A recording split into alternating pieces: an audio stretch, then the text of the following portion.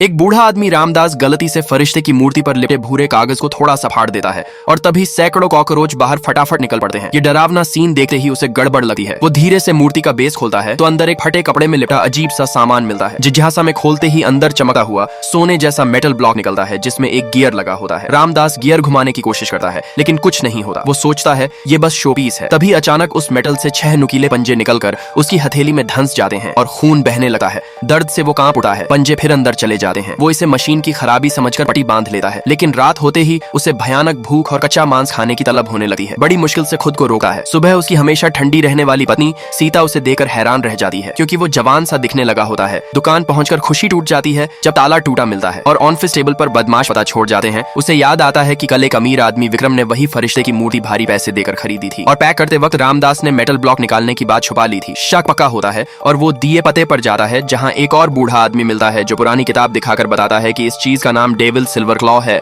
इसमें एक रहस्यमयी कीड़ा है जो खून पीकर ऐसा केमिकल छोड़ता है जिससे इंसान जवान हो जाता है, लेकिन इस्तेमाल का सही क्रम जरूरी है जो सिर्फ अमीर मालिक को पता है वरना अंजाम खतरनाक होगा। रामदास बात नहीं मानता और घर आकर फिर चोरी से क्लॉ इस्तेमाल करता है। जवानी का नशा उसे पागल कर देता है लेकिन गलत क्रम से साइड इफेक्ट शुरू हो जाते हैं। एक पार्टी में एक जवान लड़के की नाक से अचानक खून बहता है और ये देखते ही रामदास का शरीर कंट्रोल से बाहर हो जाता है। वो उसके पीछे टॉयलेट में घुसकर जमीन पर गिरा खून चाटने लगा है। तभी विक्रम के लोग उसे बेहोश कर देते हैं और क्लॉ वापस लेने की कोशिश में उसे गाड़ी समेत खाई में धकेल देते हैं। सब सोचते हैं खेल खत्म लेकिन किसी को नहीं पता कि ये क्लॉ मौत के बाद भी जिंदा कर देता है। मौका मिलते ही रामदास ताबूत से निकलकर चुपके से घर पहुंचता है और ये सीन उसकी पोती पूजा देख लेती है। हैरानी की बात ये कि पूजा डरती नहीं बल्कि उसे अटारी में छुपा देती है। जैसे ही धूप की किरण पड़ती है रामदास के शरीर से धुआं उठने लगता है क्योंकि पुनर्जन्म की यही कीमत है। ज्यादा जीने के लिए वो विक्रम की अल्केमी नोटबुक चुराने निकलता है। पूजा मदद करती है लेकिन विक्रम पकड़ लेता है। लड़ाई में वो रामदास की पुरानी खाल नोच देता है और नीचे नई चमकदार त्वचा दिखती है। विक्रम शांत होकर डील ऑफर करता है कि अमर बनने के लिए ढेर सारा खून चाहिए, जो वो देगा बस क्लॉ शेयर करना होगा।